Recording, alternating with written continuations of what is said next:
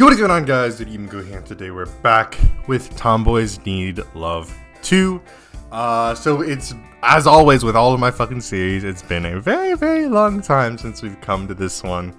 But yeah, I believe last time we left off, nothing insanely special happened.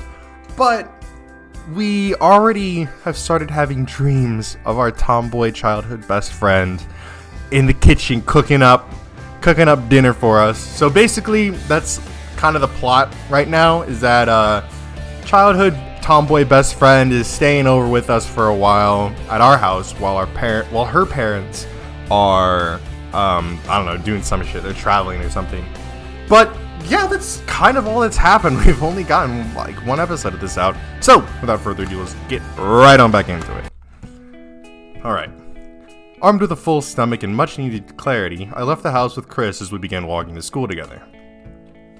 Rather than immediately engaging in senseless banter, we started off by walking in silence, with both of us a little red-faced after the scene at breakfast. Oh yeah, at breakfast we had a whole thing about, we were like, oh, I had a dream about, this woman cooking for me. It was kind of pleasant. And she was like, that was me. So yeah. Oh my god, water. Before long, however, I managed to regain my calm, and I poked fun at Chris like any other day. So, Chris, you gonna be staying at my house this week, huh? Yeah, it seems that way. That's cool. It's been a while since we've had a sleepover. Did you really not bring any clothes with you, though? No, well, your mother said I could borrow yours, so I didn't bother. Fair enough.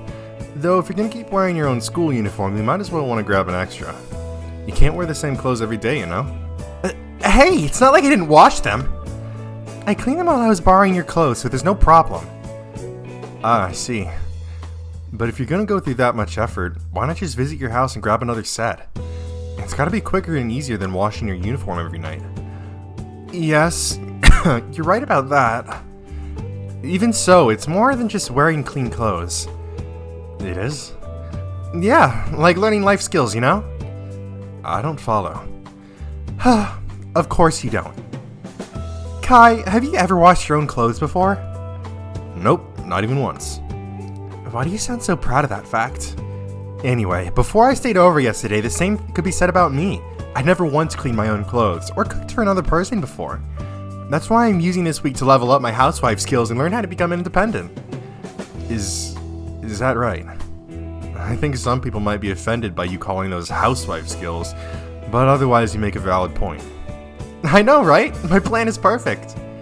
While my parents are away, I'll sculpt myself into a fine young woman and prepare for the real world. That way, when the time comes for me to move out and get a job, I'll be one step ahead. 1 week probably isn't enough to prep time for something like that, you know. Still, it is an admirable goal, and I can't fault you for wanting to better yourself. Just don't expect me to follow in your footsteps, alright? I plan to be a slacker who relies on others for as long as I can.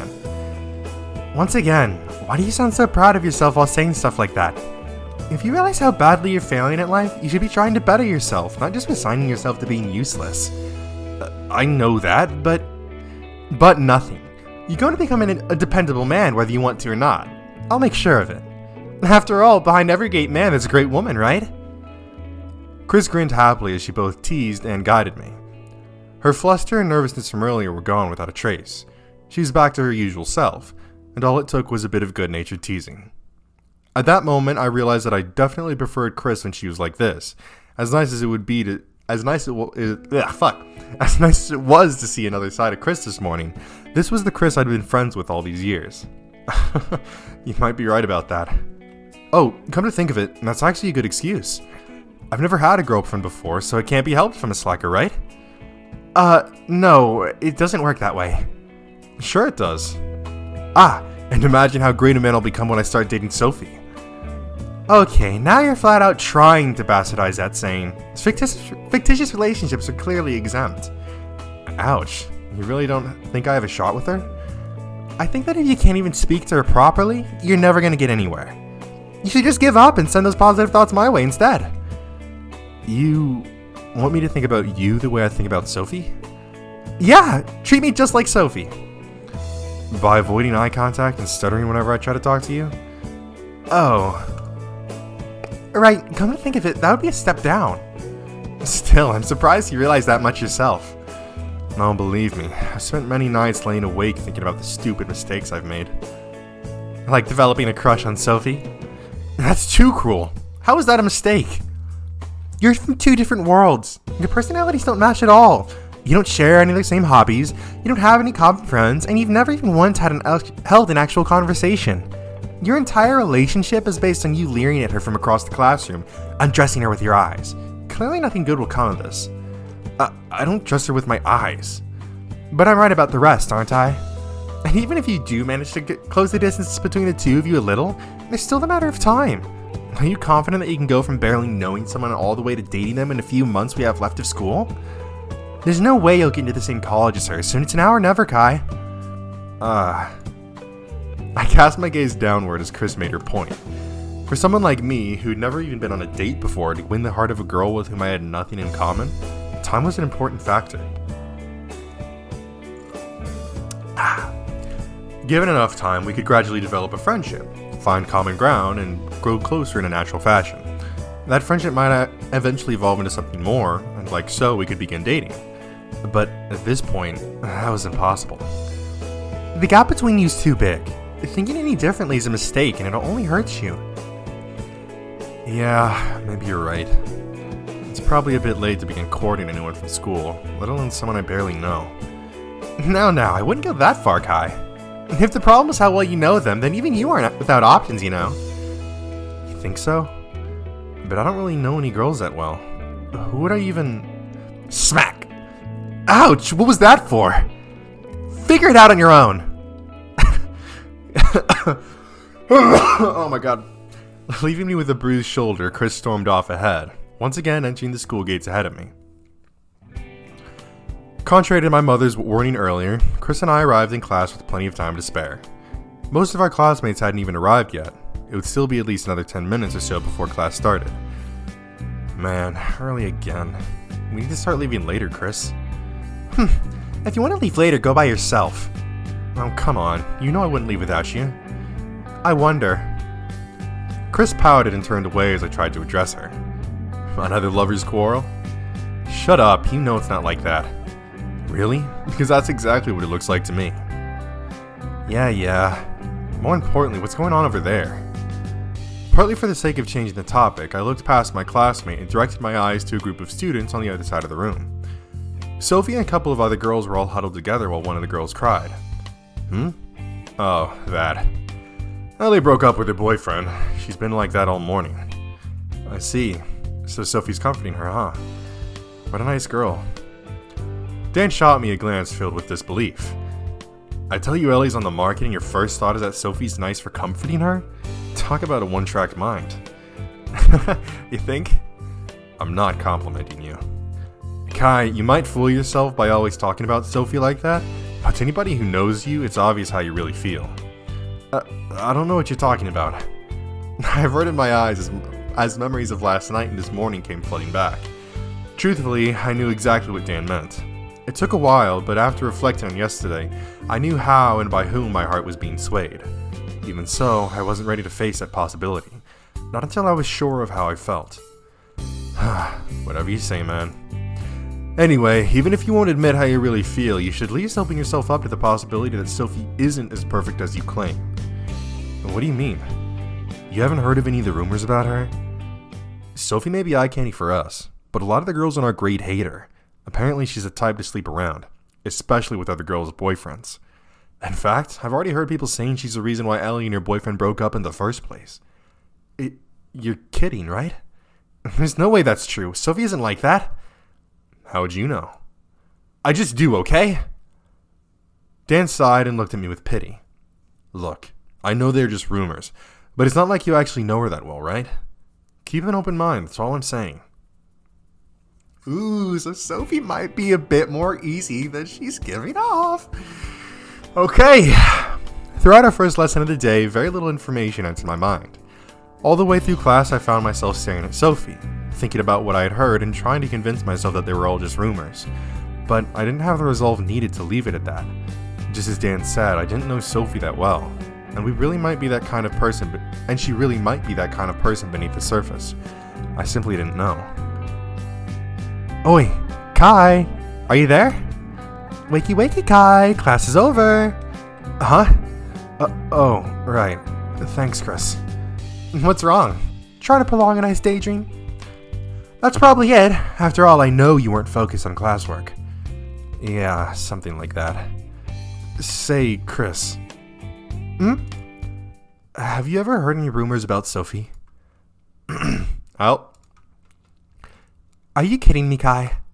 You barely acknowledge my existence, and the first thing you ask about me is that girl. And then the first thing you ask me is about that girl? Go to hell. Chris, please.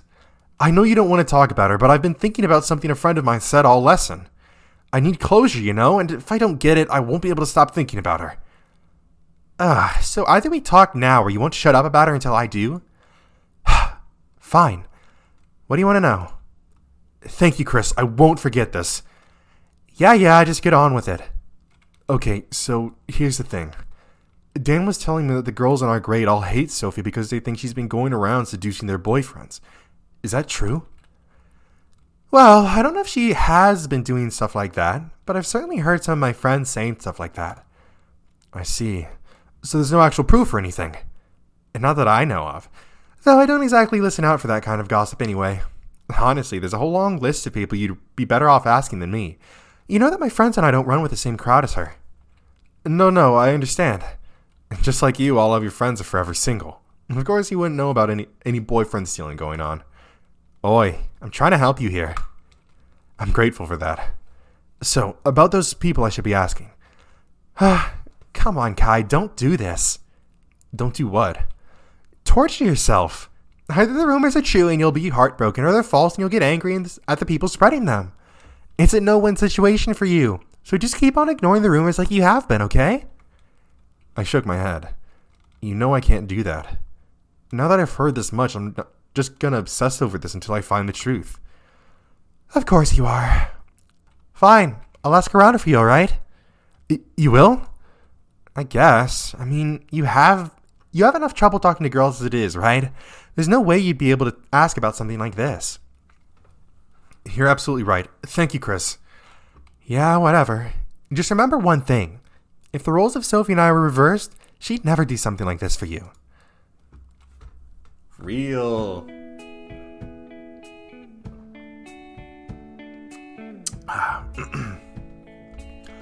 School dragged on endlessly as I waited impatiently for Chris's verdict. By spending her breaks in other classrooms talking to girls she knew, Chris was able to gather far more information than I would have. She gossiped naturally with other girls in our grade, moving from group to group systematically in order to fulfill my request. If only for a few hours, Chris acted like any other girl in our grade. It was a strange sight, and not one I wanted to see again anytime soon. What a day! Acting like a stupid bimbo all day really wore me out.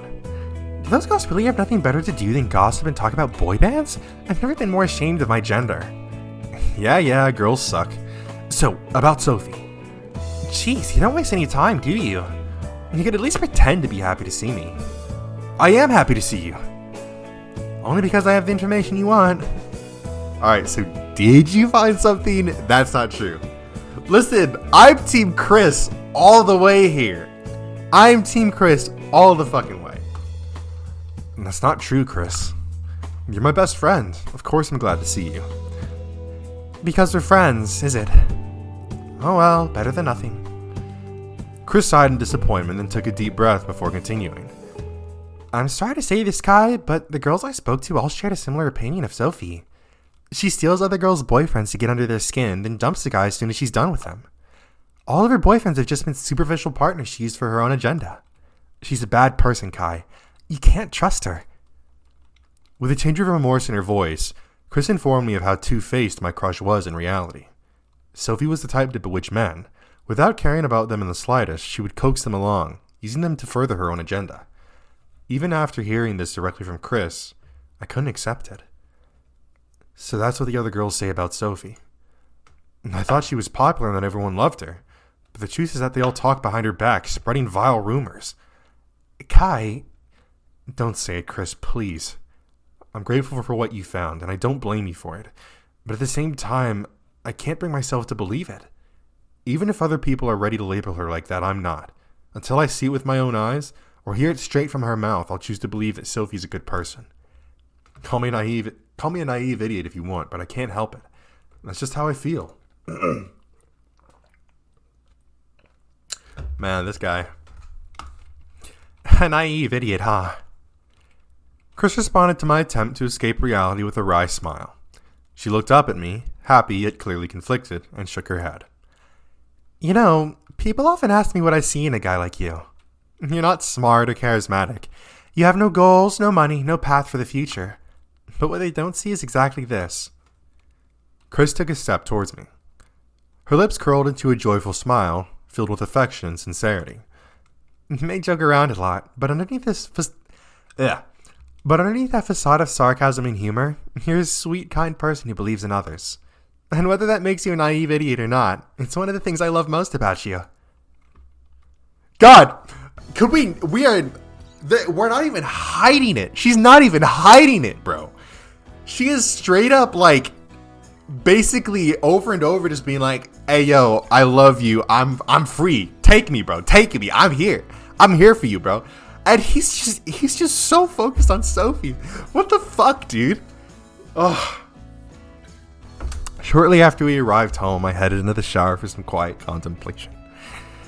After that, I returned to my room, still bagged down by stray thoughts of my conversation throughout the day. Just like yesterday, today I had taken in quite a lot of new information. Some of it was unpleasant, some of it was downright vexing, and it all gave me reason to think. Excuse me. Shit, I know I said I believe in Sophie, but I really am starting to have second thoughts about her. It's not that I don't want to believe in her. In my mind, Sophie is innocent until proven guilty, and no rumor, no matter how vile, is going to change that. But at the same time, Chris is making me realize that I don't really care for Sophie after all. Whether the rumors about Sophie are true or not, the fact remains that she's a stranger to me. She's just a pretty girl in my class who occasionally speaks to me and nothing more.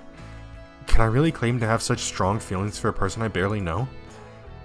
Laying down on my bed, I stared at the ceiling and zoned out. Removing Sophie from the picture for a moment, perhaps Chris is the one I should be devoting more of my thoughts to. I've always seen her as nothing more than a friend, but lately, the more I indulge in her kindness, the more I think I might love her after all. But then the question is, do I love her as a woman, or as my best friend? Chris has always been right beside me. We share the same hobbies, the same interests, and we can talk about anything with one another. Is that all it takes for two people to enjoy a relationship beyond mere friendship? Or is there still something missing, binding us to our current relationship indefinitely? I buried my face in my pillow as I thought about the two girls in my mind. The more I thought about it, the more I realized that I might not necessarily be in love with either one of them. Hormones are a strange thing, and might have been making me say and do stupid things for a long time. Damn it, how am I supposed to figure something like this out? For the time being, I'd be happy enough to know whether what I feel for Chris is love, lust, or simply friendship. But how can I... My eyes suddenly shot wide open as I realized something. When I exited the bathroom, Chris was on her way in. She had a change of clothes in her hand and was still wearing her school uniform. In other words, at this very instant, only a few rooms away from mine, Chris would be... Yes, that ought to do it. Oh no. Oh god, no. A strange laugh escaped my mouth as my lips curled up into a sinister smile.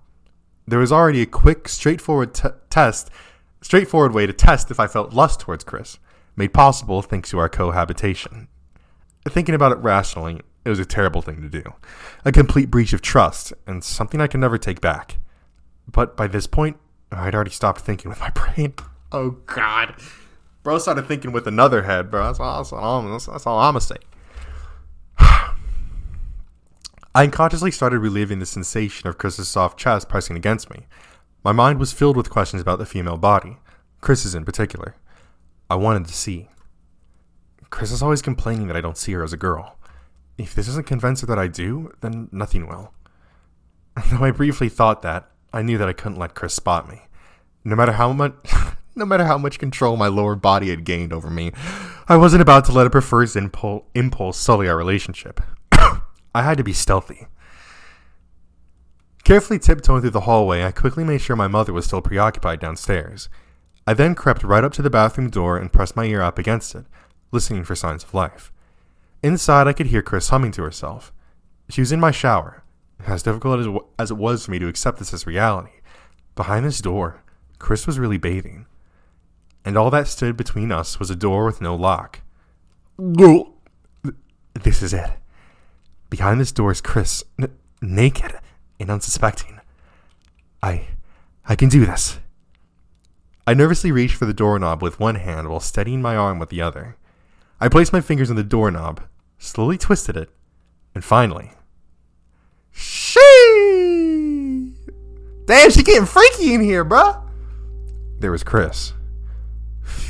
Oh, fuck. Phew, much better. How did I get so sweaty just walking home? It wasn't that hot outside today. With the door barely open an inch, I peeked through the small gap at the bathing figure within. Chris stood under the steady stream of water, completely naked and clearly visible. Her eyes remained tightly shut as she washed her face, all the while running her fingers through her hair to remove the remaining shampoo. Come to think of it, I didn't bring any deodorant with me either. I could borrow some from Kai, but the last thing I want is for him to say that I even smell like a boy. Maybe I should make a trip back home after all. Chris watched out the last of the shampoo in her hair. She then removed her face from under the shower head and wiped away the water from her eyes, after which she grabbed the conditioner and repeated the cycle. What am I thinking? It doesn't matter what I smell like. Kai's too thick to notice anyway. With her face away from the shower head, Chris massaged the conditioner into her hair, then gave it time to settle. At that point, she grabbed the bar of soap and began to rub it over her body. Stupid Kai. Who cares about a guy that, Who cares what a guy like that thinks? Even if he doesn't look at me like that. After watching his stomach, arms, and armpits, Chris rubbed her hands on the bar of soap. With both of her palms soapy, Chris put the bar down and placed her hands on her chest. Fuck. Chris closed her eyes as her soapy palms grasped at his chest. A faint moan escaped Chris's lips as her fingers dug into her skin, forcefully kneading her soft breasts. Who needs an idiot like that anyway? He'll never understand how I feel. He doesn't even try. So why? The soap quickly washed away from Chris's hands.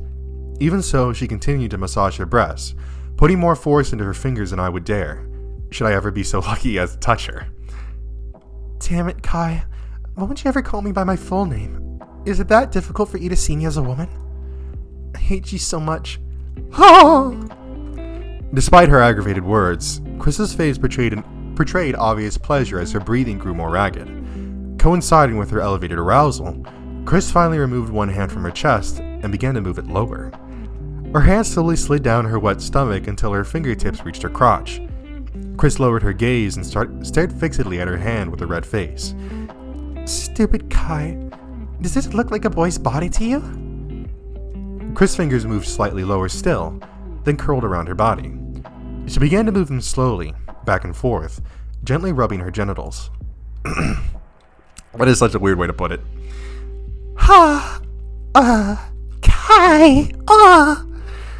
Is this what it would take to convince you? While still kneading her breast with one hand, her other hand began to move even more quickly. Chris adjusted her stance, moving her legs farther apart, and hunched her body over slightly as her groans grew louder and more anxious. Kai.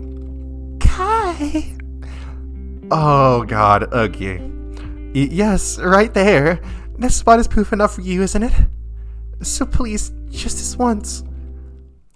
Chris, Kai, dinner's ready! Shudder. Just as she was nearing climax, Chris suddenly froze as my mother's words reached her ear. I too felt my heart skip a beat and almost fell over, but somehow managed to keep my balance. I'll be done in a minute! Chris called out frantically, her voice several pitches higher than usual, as she quickly corrected her posture. She then looked down at her body, red in the face for a different reason than before, and let out a sigh of disappointment. Crap. Serves me right for doing this in someone else's house, I guess. Chris cupped some water from the shower with both hands and washed away the fluid dripping from her crotch, then finally stepped out of the shower. Riz! With our second night together now over, I woke up to find myself still thinking about Chris and about what happened last night. While shaming myself for giving in to my desire to peek on Chris, I bore witness to a beautiful yet unexpected act, and overheard many things that I shouldn't have. To make matters worse, Chris was interrupted partway through, and we were both summoned downstairs, giving us little time to recover before facing one another. I hid my erection under the table, and Chris averted her gaze whenever our eyes met. Every time I looked at her, I was reminded of what I saw, and it became even harder to quell my arousal. Needless to say, it was an incredibly awkward dinner. God damn it, I can't believe I actually did that. There's no excuse for that kind of behavior. Chris is a guest here, and I completely betrayed her trust. Then again, the words Chris spoke, or rather, the name that escaped her lips, gave me reason to pause. Those things she was saying while touching herself. That was just because I'm the guy she's closest to, right? As in, she doesn't have any other male friends, so she just instinctively thought of me. Bro, oh my god, this guy is so dense. She is not only constantly saying, hey, instead of crushing on Sophie, crush on me. Hey, I'll be with you for the rest of your life. I'll be the woman behind you. Hey, I'm an option for you, right? She's constantly saying this shit, and then he literally catches her moaning his name as she fucking touches herself. And somehow that is not enough for him to get through his thick fucking skull that she likes him. I can't. I fucking can't with this guy, bro. Holy shit.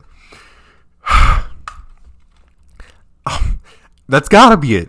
There's no way Chris would actually think about me that way, is there? Jesus. Last night, for the first time in my life, I masturbated while thinking about Chris. The image of her naked body was seared into my mind. I couldn't get the picture out of my head, nor did I want to. Her soft, surprisingly sizable chest, her cute pink nipples, her toned yet slender body. While she didn't possess the curvy adult body of a girl like Sophie, Chris was definitely more attractive and feminine than I gave her credit for. How did Chris grow up so much without me realizing it? I know I tease her about being a tomboy, and she does still act like one, but even so, there's no doubt in my mind that Chris is becoming a beautiful woman. I shook my head and sighed audibly. This is just sad. I'm thinking about Chris way too much. I need to get my head on straight and... Rise and shine, Kai! Breakfast is almost ready and... Oh? Chris entered my room with a smile on her face and a jovial tone of voice. The moment our eyes met, however, she stopped in her tracks. You're awake already? How disappointing. Now, the one day you woke up on time just had to be the day I came to wake you up. And it looks like your eyes aren't the only part of your body that has started to move. I followed Chris's gaze and looked down. Surely enough, after indulging in thoughts of what I saw last night, my body was aroused once more. Seeing my face early in the morning had that kind of effect on your body, did it? You dirty boy. No, wait, I can explain. I wasn't having dirty thoughts. It's just a physiological reaction that all guys have sometimes, okay? And relax, Kai. I'm 18. I know what morning wood is. Though, this is the first time I've seen it. I belatedly covered my erection with my hands. Even if I had pants on and a blanket over the top of me, it was still embarrassing. Killjoy. Pervert. I'm a healthy adult woman. There's nothing wrong with me taking a look. Anyway, as much as I like to stay here and watch you awkwardly squirm around, I think I'd better take a quick shower before going down for breakfast. See you in a bit. Oh, wait, hold on a second. I called out to Chris on reflex as the thought popped into my head. At Chris's mention of going into the shower once again, I recalled one of the things she said last night. I don't think you should barge in here like this again. It's improper for a girl to enter a guy's room like this. Huh? What are you talking about? Since when do you care if I'm in your room or not? No, it's just, I'm happy for you to be in here with me, but we're both 18. I'm a guy, you're a girl. That already makes it sketchy enough that we're living under a roof. That we're living under the same roof. So, please be more mindful of yourself, Christine. Damn. Grizzly bear. Chris stared at me in shock as I not only acknowledged our difference in sex, but also called her by her full name for the first time in many years. Why would you ever call me by my full name? Is it that difficult for you to see me as a woman? Stupid Kai. Does this look like a boy's body to you? As much as I suspected that Chris felt uneasy about being treated like a member of the same sex, I always thought it was just a shallow feeling, a slight annoyance, or maybe an inside joke. But watching her last night, I finally realized just how deeply my words hurt her. You idiot. You're only just realizing that now? Get dressed and come down for breakfast. With a smile on her face and tears forming in the corner of her eyes, Chris quickly spun around and closed the door behind me. Her expression wasn't quite what I expected, and my own face was undoubtedly red. But even so, I didn't regret what I said. Embarrassing or not, that small gesture was the very least I could offer Chris, and if it brought a smile to her face, then it was all worthwhile.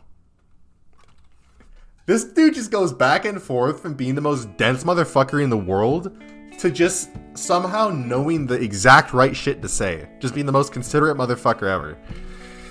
Oh, God. After a suspiciously long shower, I wonder what she was doing in there, Chris finally came downstairs to join my mother and I for breakfast. The three of us ate breakfast in relative silence as Chris and I stole the occasional glance at one another. Seeing how we were acting, my mother kept her mouth shut and simply smiled to herself, soon excusing herself and leaving us on our own. It wasn't until Chris and I left the house that we finally started talking like normal. So, the morning wood, huh? Please don't.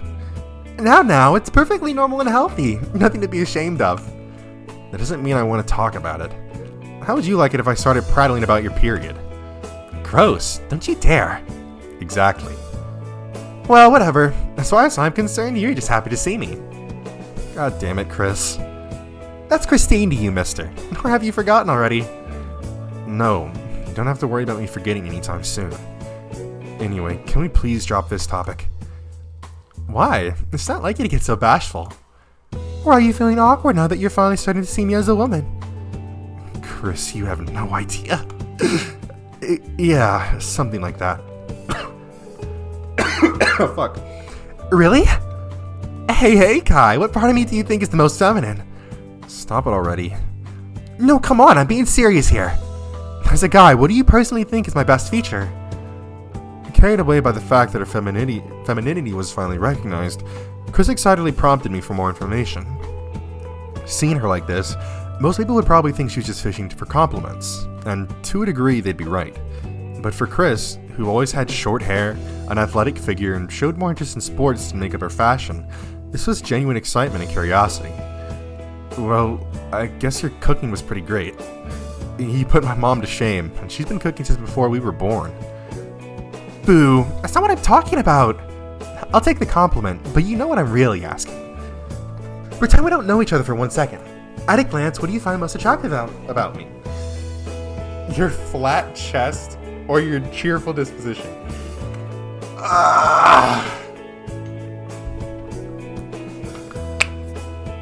I mean, obviously I think that the best answer here would probably be your cheerful disposition because it's a more genuine answer than your flat chest, which would be it would feel more teasing.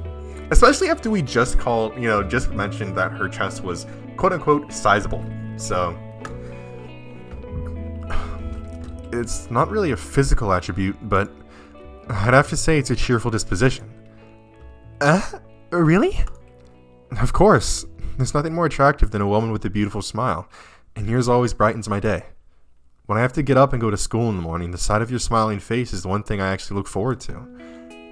Dude, like I said, why does he... Okay. You don't say. Gosh, you're really on fire this morning, Kai.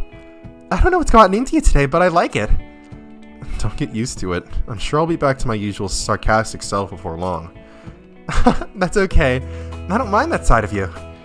Just don't let your eyes wander, okay? Make sure that my smile's the only one you're fixated on. Okay.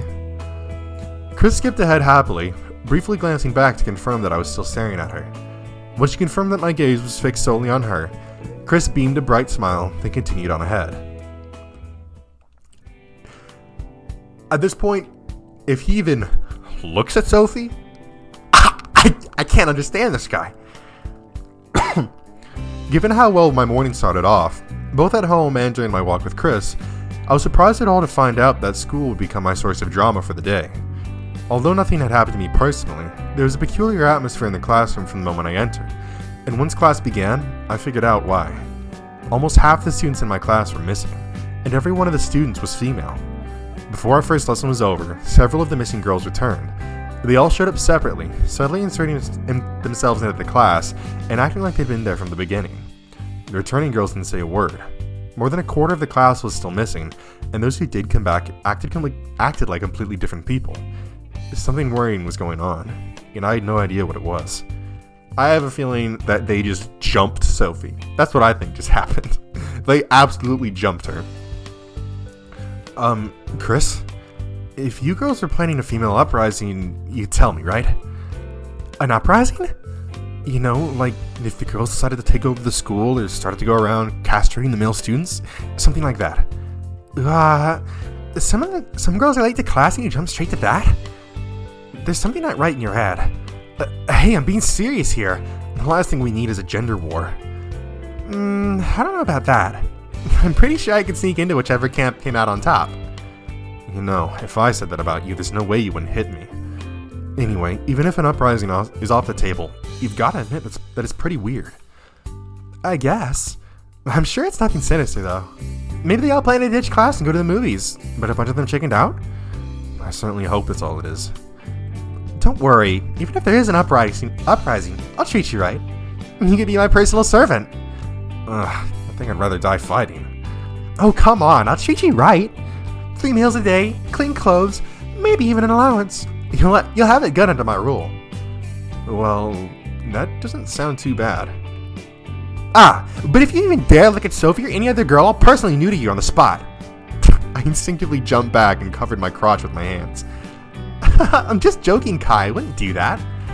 I'm not so sure about... Just as I was about to deny Chris's statement, I noticed something out of the corner of my eye.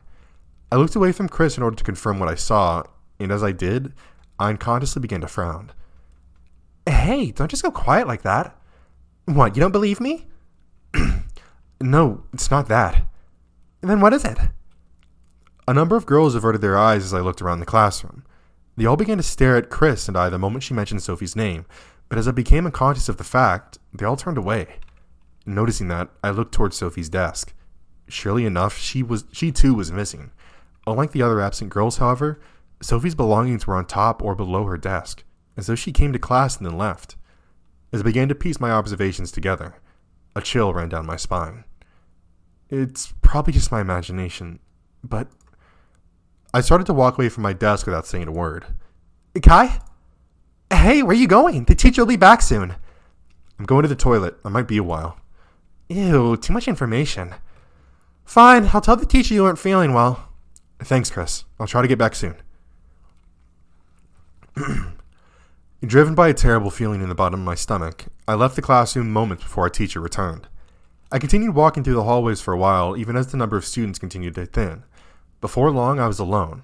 No other students remained, and I could clearly see and hear everything down the corridor. Alright, this should do it. I slowly walked from hallway to hallway. I went up and down flights of stairs between buildings and even risked passing by my own classroom. A few teachers looked at me oddly, and one asked what I was doing outside class, but with the same lie I told Chris, I was able to avoid any conflict. Nothing yet. Maybe I should go to class and keep looking later. At the rate I'm going, I'm just going to... Sniff, sniff. Just as I was about to give up and return to class, I heard a suspicious sound. I followed the sound over to the girls' bathroom, at which point I pressed my ear against the wall and confirmed what I'd heard. Crap. It just had to be the girls' bathroom, didn't it? But if my suspicion is correct, then... Quickly glancing around to make sure nobody spotted me, I hastily entered the girls' bathroom. There was only one stall with a person in it, and the occupant didn't seem to have locked the door. I pushed the door open, and inside I found... Damn! What the fuck? Sophie. What? Kai, what are you... I entered the stall and closed the door behind me. I don't know what you heard, but I'm not that kind of girl, okay? You can't just corner me in the bathroom and expect me to do whatever it is you want. I widened my eyes in defense at Sophie's defensive outcry. No, Sophie, I'm not. I don't care! Whatever you want, I'll have no part in it! Sophie vehemently denied my presence as I tried to speak to her. Without giving me a chance to explain myself or ask what happened to her, Sophie shut me out, clearly wary of me. She didn't want me here, and in all likelihood, no matter what I said, I wasn't likely to change her mind. Even so, I couldn't leave Sophie alone. It was obvious at a glance that she needed assistance. Something terrible had happened here, far worse than my stray thoughts in the classroom, and I wanted to help. Sophie, the other girls in our class... Get out! Just leave me alone! Look, I'm not going to leave you here like this, okay? You don't have to tell me what happened, but at least let me help you. What do you want from me? Nothing. I'm not expecting anything in return, okay? I glanced over Sophie's body one more time. Her red eyes made it clear she'd been crying. Furthermore, her clothes were disheveled, with visible cuts on some parts of her clothing, and there were signs of bruising all over her body. It was a state I wouldn't wish on anyone, let alone a girl I thought of so fondly. I just don't want to see you like this. Hearing my response, a wry smile formed on Sophie's face. Of course you don't. The class idol, Little Miss Perfect, disheveled and ashamed. Something like that, right? That must be a real eyesore right now. No, that's not what It's fine. You don't have to sugarcoat it. I'm a complete mess right now. They made sure of that. Sophie pulled at her torn clothes with her hand. In doing so, she unintentionally flashed an even greater amount of skin, at which point I quickly averted my gaze and tried to keep calm. You want to know why this happened? No, I do, but you don't have to... It's fine. I'm sure you'll hear their side of the story sooner or later. It would be nice if at least one person knew the truth. Sophie cast her gaze downward and hanged her head. You've heard the rumors, right?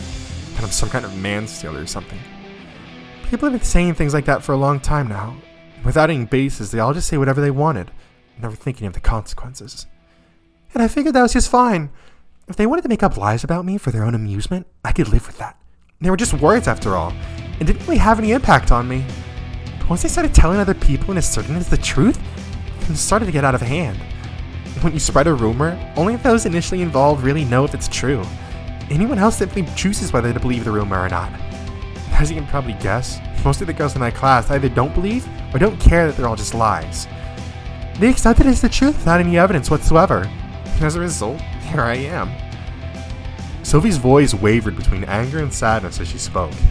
She was on the verge of tears but managed to hold on and continued speaking.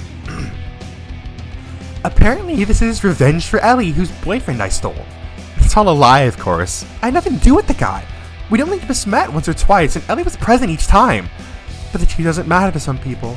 I think I'm some bitch who goes around breaking up couples for fun. And no matter what I say in my defense, they won't believe it. And so, labeling this as one more relationship destroyed by yours truly, the girls in my class decided that enough was enough. They ganged up on me while I was in the bathroom, stripped me naked in a flash and pinned me on the floor. A few girls held my arms and legs while one of them sat on my back and completely overpowered me, making escape impossible. Jesus Christ. Niggas, bro, you gotta stop! You gotta cut this shit out, bro. Though a small part of me was aroused as I imagined what I'd heard, more than anything I was horrified. What Sophie had told me sounded like a fantasy. If someone told me that something like this happened in the school bathroom, I wouldn't believe them. But with the victim sitting in front of me like this, I couldn't simply dismiss her words as fiction. Seeing me like that, helpless and vulnerable, they all started taking pictures and laughing. Another girl cut my hair and clothes, then threw my uniform in the sink and spat on it. Finally, they let me up. But it wasn't over yet. They all blocked the only exit, and when I did stand up, they started taking pictures again. From every direction, every angle, they took more pictures than I could count. And by now, they're probably on the internet, being posted on the school's message board and being sent to my family. Knowing that I couldn't escape, I ran into the stall and curled up into a ball. Even if I couldn't do what had already been done, I thought I could at least have it end there. But even then, they didn't stop. A few girls started kicking the door and soon broke the lock, then dragged me back out and pinned me down again. I glanced at the door to the bathroom stall. Surely enough, the lock was broken, and there were scuff marks on the door. Unbelievably, Sophie was telling the truth. Someone really had kicked the door in. The girl who cut my clothes and hair leaned down. While two of the others forced my legs open, she grabbed the scissors of the knife and brought them to my crotch. I pleaded frantically, but she just smirked and pulled her arm back, saying something about making no man ever want me again. Realizing that was no point in begging further, I closed my eyes, gritted my teeth, and waited. But nothing happened. This is your last warning. Pull this shit again and I really will do it next time. My arms and legs were freed. I looked up to see all the girls walking out one by one, not even sparing me a parting glance. Only the last girl remain bothered to address me, saying, "This appearance is more suitable for a slut like you," as she too left, leaving me naked, scared, and alone. Sophie's voice grew faint as she finished speaking. She looked down and let out a shallow breath, as though her explanation wore her out. Shit, why am I telling you all this? Even if you do believe me, it's not like it'll make a difference. You're just here because you wanted to see my sorry state with your own eyes, right? Maybe you thought you'd get to see some skin. That's what all of the guys our age want, isn't it? No, why? Go ahead! Take a good look! I don't care anymore. If you want to indulge in this shameful appearance of mine, I can't stop you. I'm sure those pictures will all surface before long anyway. Just don't go any further than looking, okay? Angry and ashamed, Sophie cradled her torso in her arms and turned away. She didn't want company. Sophie didn't even want to be there herself, let alone with a boy she barely knew gawking at her shameful appearance. All she wanted was for this horrible day to come to an end. This is absurd. I thought that something must have been up with Sophie and all the other girls when they didn't turn up to class, but nothing like this. How could anyone wish this upon another human being? I turned around and left the toilet stall. Done already? Oh, I get it. You want some privacy to do that. Without turning around, I shook my head. I'm going to get you some clothes. Just sit tight, okay? Like I believe that. You're just gonna get your phone so you can take pictures, right? Go ahead. Those girls took photos from far more shameful than you could ever imagine. Allowing myself to run wild for a brief moment, I quickly purged those wicked thoughts from my mind and closed the door behind me. I understand that you're rattled right now, but not everyone is out to get you, Sophie. I really am just going to get you a change of clothes. I have no intention of taking any photos or telling anyone that you're in here. So, have a little faith, would you? Sparing only a faint grumble, Sophie soon became silent. She would soon see if I was telling the truth or not, and until I returned, there's nothing else that needed to be said. Jeez, goddamn! I mean, I called it. They jumped her, but dudes, fucking stripping her naked, taking photos, and then just walking away. And not only that, but they basically threatened to shove scissors up her fucking, her spot. That's, oh god, Jesus Christ. It's kind of interesting because in a lot of Asian media, that's exactly how this kind of shit is portrayed, right? Like, I feel like bullying in Asian media or, Asian-inspired media is so fucking intense. I have never heard of this level of, bullying from any, Western areas. Don't get me wrong. I've heard some stories, but, I feel like it's just constant with this shit. Jesus. Once I left the bathroom, I walked down the school corridors in silence. As I did, Sophie's story kept replaying itself in my head, over and over again. I imagined the full scene playing out. A spectacle of violence and malice far greater than anything I thought my classmates capable of, especially the girls. It was all just too surreal. This can't be happening. I don't want to call Sophie a liar, but could my classmates actually do something like that? Would they really go so far? I may not know them all that well, but I can't bring myself to believe that they do something like that. At the very least, I know that Chris could never hurt someone like that.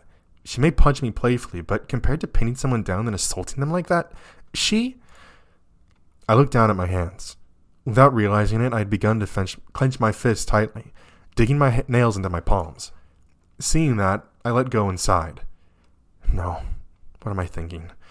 Chris has been with me all morning. Of course she had no part in this. And even if she wasn't with me, I know Chris better than anyone. Her playful and rowdy nature aside, she's far too gentle to do anything so unspeakable. On the other hand, perhaps it's precisely because I know Chris so well that I can't imagine other girls acting like that either. Truthfully, I don't know our other classmates well at all. I only have a couple friends apart from Chris, and they're all male. Not to mention that we aren't particularly close. Maybe I'm just being naive, and girls can actually be every bit as violent and malicious as men. Oh, trust me, dude. Everybody is capable of this shit. Trust me, brother. It don't matter if you're male, female, or anything in between. Taking a second to stop thinking and just breathe, I shook my head and sighed once more. Forget it. Thinking about this won't change anything. For the time being, I have to keep a promise. Sophie's waiting on me, and no matter what the truth is behind her state, I can't let her down. I slowed down my own heavy thoughts. I gradually made my way back to the girls' bathroom with a spare uniform. Although I had never needed one before, it was common knowledge that the school nurse kept changes of clothing set aside for students who had vomited on, bled on, or otherwise soiled their clothing. She looked at me strangely as I tried to explain why I needed a female uniform, but in the end I was able to convince her, and ultimately I made good on my promise to Sophie. I entered the stall, uniform in hand, and smiled triumphantly as Sophie greeted me with an expression of complete shock. I came through for her, and at last she was able to trust in what I said. I know this is easy for me to say this now, but I really will pay you back. I have some money stashed away in my bedroom, so if you don't need it today, I swear I'll get it to you tomorrow. Relax. I told you already it's fine. Just make sure to return that uniform to the infirmary tomorrow, okay? I don't need the school nurse spreading any rumors about me. Of course, I'll wash it tonight and return it first thing in the morning. After replacing Sophie's cut-up clothing, there was still the matter of her hair, which had been left in a similar state. Big clumps of hair were missing from all over her head. If she returned to class or went home like that, everyone would know that something had happened to her. So with Sophie's belongings back in the classroom, temporarily out of her reach, it was up to me to take action. I escorted her to the local hairdresser, paid for a surprisingly time-consuming salvage operation, and finally indulged in Sophie's gratitude. So what now? Are you going to go back to school? I can't imagine that you're in much of a hurry to go back, but don't you at least need to get your stuff back? Yeah, I should do that. I don't know if I can do that right now, though. To be honest, I'm still a little shaken up. Maybe tomorrow. For today, I think I should just go home. Oh, yeah. Okay. Once Sophie realized that I was legitimately trying to help her, she no longer bitterly turned me away. Her attitude disappeared, and she became her usual self, the kind, thoughtful girl I'd had a crush on for so long. Unfortunately, it seemed as though she was still not completely back to normal. From the moment I returned, Sophie became remorseful and reserved, apologizing profusely for the things she said to me. She also began acting more timid and meek than usual, though, given the circumstances, I could hardly blame her. In that case, do you want me to escort you home? If you're still not feeling back to normal, you really shouldn't be alone out here. No, thank you, but no. You've already done so much for me, I couldn't possibly ask you to do something like that. It's no trouble. It's too late for me to show up for a second period anyway. Yes, but even so... Sophie looked up at me as she tried to refuse my offer. In doing so much for her, it would seem that I had unintentionally caused Sophie to feel guilty. Alright, I won't press it any further. Just make sure you get home safely, okay? Yes, of course. Well then, I guess this is where we part ways. Chris has probably kept my stuff safe, but even so. I turned around and waved one hand, waving goodbye as I walked away. Back to Chris, huh? How nice. That girl doesn't realize how lucky she is. How I envy that miserable little prude. Whoa! I stopped walking as Sophie's tense murmur reached my ear. Although I didn't catch everything she said, I heard enough to cause concern. What did you just say? No, I didn't say anything. Just please send Chris my best wishes, okay? No, I definitely heard something there.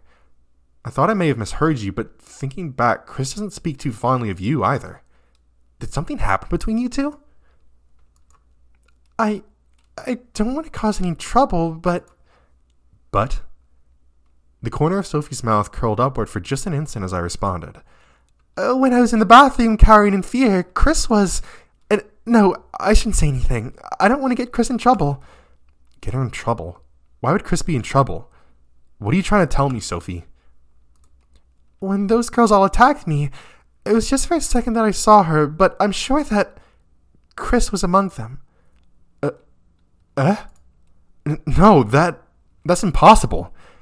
I'm sorry, Kai. I knew you wouldn't want to believe it, which is why I didn't say anything earlier, but Chris was definitely there. No, what I mean is, it's literally impossible. Chris was with me all morning. There's no way she could have been there. Are you sure about that? Were you truly with her every second, even when she went to the bathroom? Well, of course I wouldn't follow her there, but even so. Chris was there, Kai. Even if you don't believe me, I know what I saw. Sophie strongly asserted herself as I tried to think back. Did Chris excuse herself at any point this morning? Did she go to the bathroom during the time when Sophie was being attacked? Ordinarily, I wouldn't pay attention to any such things, so even if I tried to remember now, I hadn't made any particular note of Chris's comings and goings. It was entirely possible that Chris left my side at some point. I simply couldn't be sure. Anyway, I'm sorry to leave you after saying something like that, but I should be heading off now, and you ought to return to class, so... Eh? Oh, right, class. Yeah, I guess we both need to get going. See you later, Kai. And thank you for today. Sophie hurriedly looked away, then glanced back at me a few times before turning to face the opposite direction. She then twisted her upper body around just enough for me to see her face, nodded her head, and began walking away. Chris was among them, you say? Rather than focus on Sophie's receding back, my mind returned to the subject from moments ago. Instead of shock, it would be more accurate to say that what overcame me was disbelief and suspicion. My best friend, a girl who I'd known since childhood, with whom I had spent almost every day of my life, had attacked someone? Impossible. Simply impossible. And Chris sometimes acted rough, I wouldn't deny it, but only when she's playing sport or joking around with yours truly. She would never do the things that Sophie claimed. As a best friend, I could attest to that. And yet... Are you sure about that? Were you truly with her every second, even when she went to the bathroom? I want to believe in Chris. I really do, but it's true that even I don't know everything about her. What's more, unlike me, Sophie was there. She's the one who was attacked. How can I say what she did or didn't see? But they can't both be in the right. If Chris wasn't there, then Sophie was lying. And if Chris was there, then... I shook my head in dismay. I didn't want to suspect either of them. Neither Sophie, the victim in all this, nor Chris, my best friend. But one of them is hiding something. And if I had to guess who it was... Oh, shit! Here's the thing. Sophie's fucking lying. That bitch had what was coming to her. That's all I'm getting. Bro. You telling me, I could see her, the side of her lips curl for an instant before she fucking said that, conveniently, Chris was there as well, even though we had been with her all fucking morning. All morning. Chris wouldn't do this shit. I know that for a fact. I think Sophie's a lying fucking bitch. I think she is exactly the slut that that all the other girls make her out to be. I think she fucking deserved what she got. And I think now that she sees that we're an opening for her, and for some reason she has this personal agenda against Chris, I think she's capitalizing. Fuck that. Chris wasn't there. Sophie wasn't mistaken about what she saw. That bitch is lying! Get her out of here, bro. Chris all the way, bro. Chris all the way. That is all, bro. Oh my god. I gotta calm down. No. There's no way that Chris would do something like that. I know that better than anyone. And if Chris wasn't there, then that means Sophie's lying. But why? Why would Sophie do something like that? And of all the people she could have told, why tell me? I'm Chris's alibi. I know better than anyone that Chris wasn't there. So why did Sophie think that I would believe her? I closed my eyes and exhaled deeply, trying to calm myself down and collect my thoughts. Whatever the truth is, I can't tell anybody about this. I simply don't know all the facts. If I say anything now, I'll just be spreading rumors, like all of those girls who continue to hurt Sophie, and I'll probably wind up making the situation even worse. For the time being, the best thing I can do is keep my thoughts to myself and pretend that nothing happened. By the time I returned to school, second period was almost over. Class was still in session, and for a little while longer I'd be the only student roaming the halls. Realizing that, I decided to wait out in the courtyard for class to end. That way I could show up between classes, rendezvous with Chris, and slip in during the change in teachers. Not that I expected it to be that easy. I wasn't much of a troublemaker, and I didn't usually skip class, so it was rare for me to be doing something like this. As luck would have it, however, my worries were for nothing. I managed to rejoin my class without a fuss. About time you got back! Without a fuss from my teacher, at least. Yo, sorry I kept you waiting. Did I miss anything interesting? As if. It was just history class. I'm more interested in what you were doing. Me? I told you I... Don't even try it. There's no way you were in the toilet this whole time. Unless... Chris's facial expression warped as something disgusting came to mind. Whatever you're thinking, you're wrong. Diarrhea? Nope. Constipated? Nope. Masturbating? That whole time? What kind of deviant do you think I am? Chris shrugged. If it's none of those, then... Oh, I know! A smirk crept onto Chris's face. You were peeping into the female bathroom, weren't you? What? I quickly looked around to make sure that nobody heard what Chris just said. So that's it. Come to think of it, you never said you were going to the male bathroom, did you? Don't be silly, why would I do something like that? Because you're a teenage boy. You know, for someone who's often mistaken for a teenage boy yourself, you seem to have a pretty low opinion of us. Anyway, you're wrong, and I wasn't in the toilet the whole time, okay? I just didn't want to go back to class. Oh, so you're getting the taste of truancy. Not a wise confession, considering that I'll be speaking to your mother in a matter of hours. Ugh. I froze as my words continued to put me in an increasingly precarious position. Although I'd managed to avoid speaking the truth, in the process I'd been labeled a pervert, I had my bowels come under scrutiny, and ultimately wound up admitting to being a truant. At this point, perhaps I'd just be better off telling Chris the truth. Well, whatever you're doing, it's good to have you back. Class is boring enough with you here. It's utter hell when you're gone. Now who's the bad student? Not that I disagree, of course. School's far more tolerable on days when you aren't absent. You know, maybe we should make a pact. A pact? Yeah! Like whenever one of us is sick, the other skips school to take care of them. That sounds like something a couple would do. It was only an example. And would that really be so bad? I guess not. I'd certainly rather spend the day taking care of you than attending class. You mean it? Okay, it's settled. The next time you're sick, I'll be staying over to take care of you. Hey, why do you assume I'm the one who's going to be sick? Because you can't take care of yourself? Chris really has zero faith in me. Alright, you're on. The next time you're sick, I'll take great care of you. Don't ask for too many sponge baths, okay? It's not nice to take advantage of someone who's worried about you. I should be saying that to you, you lecher. Really? Exposing me to that kind of sight first thing in the morning? You're back to that again? If I say that happened while I'm bathing you, I'm gonna scream. Don't act shy now. This morning you were staring at it shamelessly like you were fixated or something. I was not. I was just a little curious, that's all. As Chris and I grew silent, I finally began to notice the stares of our classmates. Chris and I had been speaking quite loudly, and with our topics including peeping in the girls' bathroom and Chris seeing that I had morning wood, we caught the attention of many of our classmates. The boys who overheard simply sighed at our shared plight. The girls, on the other hand, began whispering and giggling amongst themselves.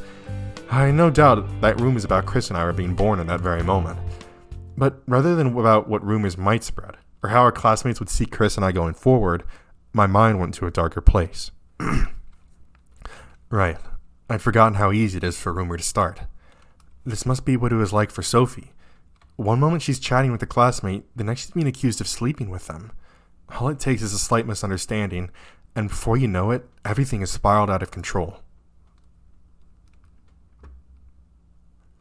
For the rest of the day, my mind remained firmly on the troubling events from earlier. As I expected, I couldn't get the sight of Sophie out of my head, nor would I soon forget everything that had happened. The mistreatment of someone I thought to be beloved by all, the heinous rumors that were spread about her, Sophie's attitude when I first saw her, it was all difficult for me to swallow. Even though things turned out well between us, this ordeal was far from over. Sophie and her aggressors wouldn't just forget that day ever happened, nor would Sophie's new hairstyle go unnoticed. Whether her situation impacted me directly or not, Sophie was in a bad place, mentally and socially. She needed someone on her side, and for better or for worse, I wanted to be that friend. Even if Sophie was lying about Chris being present, that doesn't change the fact that Sophie was attacked. Sophie needs someone to confide in. She needs to know that not everyone's out to get her, and that the world hasn't turned against her. And now that I've thrust myself into the middle of all this, the best person for that job may very well be me. I'll clear up the misunderstanding about Chris being involved, help Sophie get back on her feet, and maybe even grow closer to her while doing so. I silently walked along as my thoughts revolved around my actions from earlier. I was a little worried that I may have been subconsciously acted with impure intentions, given the outcome and the person involved. But otherwise, I was grateful that I was able to keep the girl whom I longed to grow closer to. Disgusting. I lifted my head and looked to the side as a familiar voice dragged me back to reality. Don't me. You've been grinning like an idiot for a while now. Just what are you thinking about that has you so fixated? True enough, I'd barely spoken to Chris at all since I left school. I'd been preoccupied with thoughts of Sophie all day. It was evident in class, but where we were supposed to be quiet anyhow. But now that Chris and I were alone together, my silence spoke volumes. Realizing that, I shrugged and tried to brush off her comment. It's nothing important. Don't worry about it. If it's unimportant, you should just tell me and get it over with. Alright, so here's the big... I think this is a pretty important thing. We either be straight up about Sophie, or we completely avoid the topic. Here's my decision. I'm gonna tell her about Sophie, because not only is this dumbass gonna try and get closer to her through this, but Chris is gonna notice that. And I think it's important that we get her not necessarily involved, that we let her know. Because there is some kind of beef between Chris and Sophie. Or maybe it's only Sophie that has a problem with Chris. So it's like, I don't know. I'm gonna tell him. I'm gonna tell her. Fine. You're not gonna like it though. I was just thinking about Sophie. Ugh. Predictably, Chris's expression scoured the moment I spoke Sophie's name. See, that's why I didn't want to say anything. Yeah, well, it's your fault for thinking about her even though you're walking with me. What is that supposed to mean? You know what I'm saying. I told you this morning to stay focused on me, so why are you thinking about her even though I'm right here next to you? I thought back to our conversation on the way to school this morning. As Chris claimed, she did say something about me looking only at her. I didn't think she was serious at the time, but now that I was on the defensive, she made sure to play the card. Come on, Chris, you can't expect me to never think about anyone other than you. I understand that, but is it too much to expect your undivided attention when we're alone together? I glanced at Chris as she suddenly let slip a startlingly honest and heartfelt plea. Come to think of it, I'm not being fair to Chris, am I? I disappeared for an hour expecting her to cover for me, also I could meet up with a girl whose name makes Chris shudder. When I got back, I didn't tell Chris a thing. I lied to her, ignored her, and indulged in self-serving thoughts about my own actions towards Sophie. Chris deserves better than that. I lowered my head and sighed. I'm sorry, Chris, you're right. Until we get home, you're the only person on my mind. Thank you, Kai. I appreciate it. It's a little late to be saying that now. Coinciding with my declaration, our houses came into view. Though it wasn't my intention, it seemed my concession was pointless after all.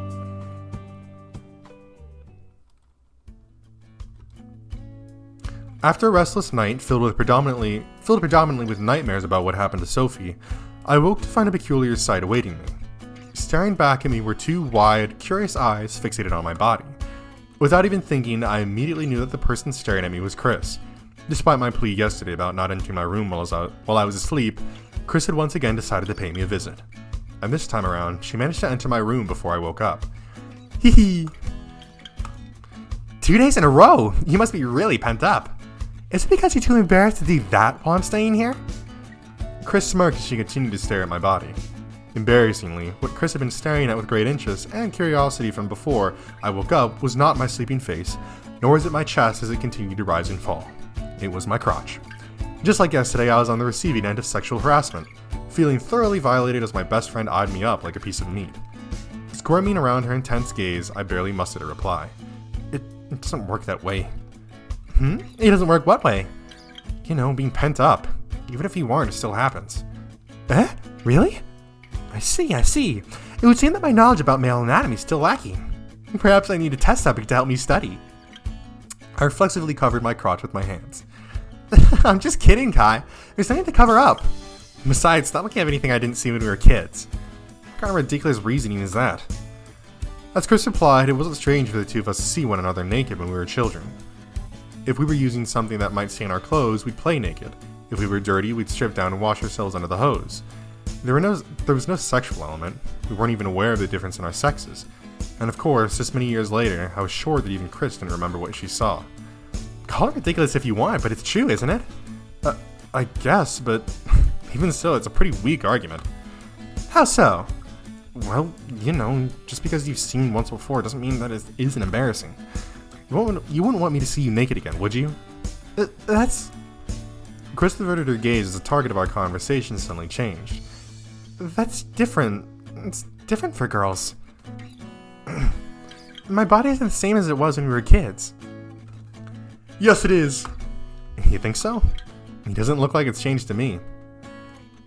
Oh shit, No, I didn't mean to say that! I'll be the judge of that. That isn't a very persuasive argument, given that you're talking about your own body. Maybe I should take a look and see for myself. I thrust my open hands out with palms facing forward as if I was about to grab Chris's chest. You want to see? Well, I can't trust your testimony, can I? How will I know if your body's any more adult than if I don't check for myself? I wiggled my fingers around and smirked perversively as I moved closer to Chris. Okay. Don't worry, I'll be... Oh! Before I could lower my hands and brush off my action as a joke, Chris took things to the next level. She began to unbutton her shirt while averting her gaze, slowly removing the buttons one at a time as her face became a deeper shade of red. I stared at Chris in disbelief, watching breathlessly as the last of her buttons came undone. The two sides of her shirt drifted apart, offering me a glimpse of something I had dearly hoped to see once again. So, what do you... Confused by her own actions, Chris tried to hide her chest, only to then part the two sides of her shirt once more. Let's go. Chris consciously pulled the fabric away from her chest, exposing both of her breasts and facing directly towards me. She wanted to be seen. Embarrassed to death, exposed in front of a member of the opposite sex, some part of me wanted to look at her with the eyes of a man looking at a woman. I know that I don't have the sex appeal of other girls my age, but even my body has its good points, right? While tightly gripping the bottom of each of her shirt with either hands, Chris pushed her elbows closer together, pushing their breasts together to make them look bigger. Chris looked down at the small valley she created, then glanced towards me with upturned eyes as if hoping for a favorable reaction. Kai... I unconsciously gulped. Peeping on my best friend was one thing, but for her to willingly show her body to me was absolutely unthinkable. Was Chris aroused? Was she staring at my crotch earlier? Was she staring at my crotch earlier with that kind of intent? Or was she simply being swept away by the flow? Without knowing the truth behind her actions, all I could do was stare at Chris with my eyes wide open, unable to refute her claims in the slightest. Come on, Kai, say something. It's more embarrassing if you stay silent like that. An instant blush masked Chris's face as she turned away, occasionally peeking at me, waiting for some kind of reaction. But the more she fidgeted around, the harder it became for me to comment. Chris's breasts, pressed together to appear larger than usual, jiggled minutely as she turned her body. The unbuttoned halves of her shirt fluttering about gave me an occasional glimpse of the small pink nipples hiding beneath. Even Chris's trembling lips, which she pressed together as she stared at mine, portrayed her embarrassment and excitement in full. Chris, why are you doing this? Finally, those few words escaped from my lips. I forcefully shifted my gaze from Chris's slender body to her face and made eye contact. The moment I did, Chris quickly looked away.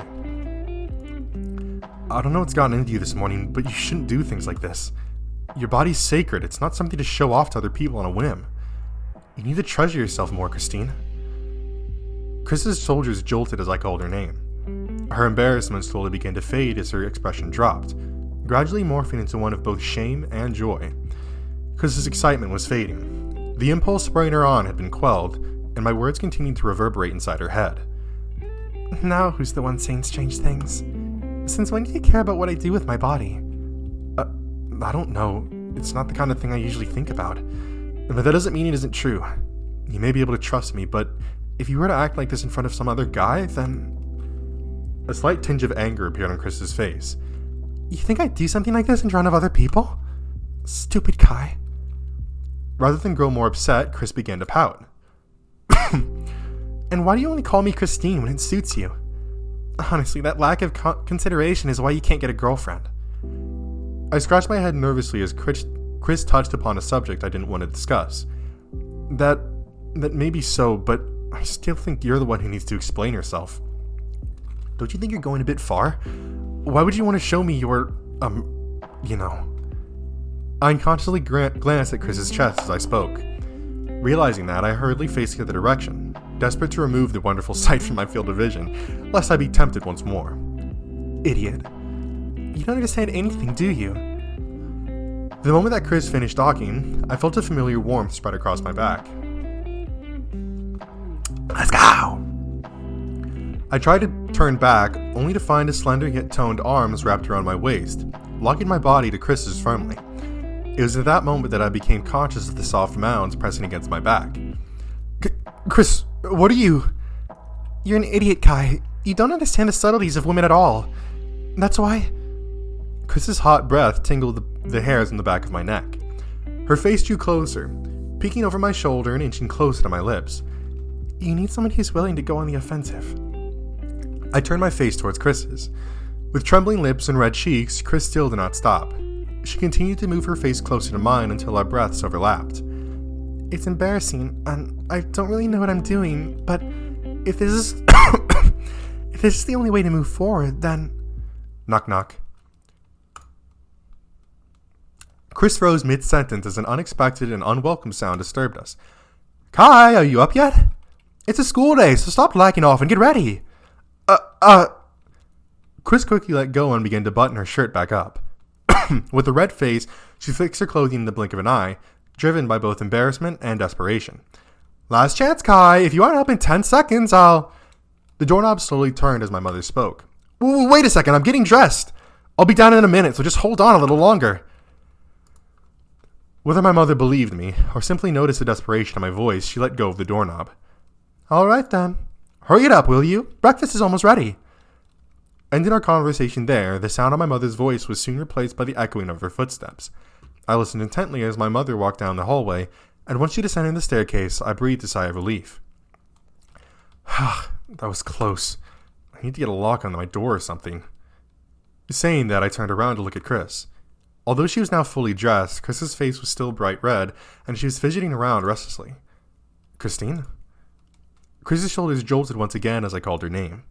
It seemed like every time I called Chris by her full name, she reacted strangely, though in this case, the situation itself was likely to blame. I'm going to go for a shower and head downstairs. You should head down while I'm bathing, so your mother doesn't get suspicious. Oh, yeah, sure. Chris left my room in a hurry with her face bright red. She closed the door behind her, and then quickly ran to the guest room in which she had been sleeping. Meanwhile, I simply stared at the door, unmoving. Even with Chris gone from my sight, her visage remained burned into my mind. Yet again, Chris's presence in this house had left me with a confusing yet vivid memory, and instilled in me the undeniable reality that she really was a beautiful girl. Good, motherfucker. Okay, we're stopping there. We're stopping there, brother. Okay! Hopefully Chris literally willingly getting naked in front of us is enough for us to get the idea that, hey, she likes us. Yippee! I swear to God, if it doesn't, I'm gonna fucking flip my shit. But again, with Sophie, I do not trust this bitch at all. Whether she actually, slept around with other girls as boyfriends or not, she is a fucking conniving bitch that does not deserve to be trusted. Alright? And I'm not going to start trusting her. So, with that said,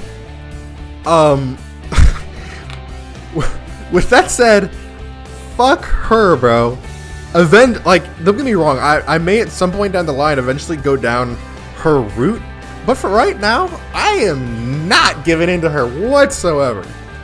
So, that's gonna be it for this time. I hope you guys enjoyed. If you did, make sure to leave a like on the video and tell me in the comment section below what you'd like to see me play next. If you enjoyed this video or any other videos of this series on my channel, then I highly recommend you hit the subscribe button and turn on post notifications so you'll be notified when a new one of those videos comes out. Anyways, that's it for me, and I'll see you in the next one.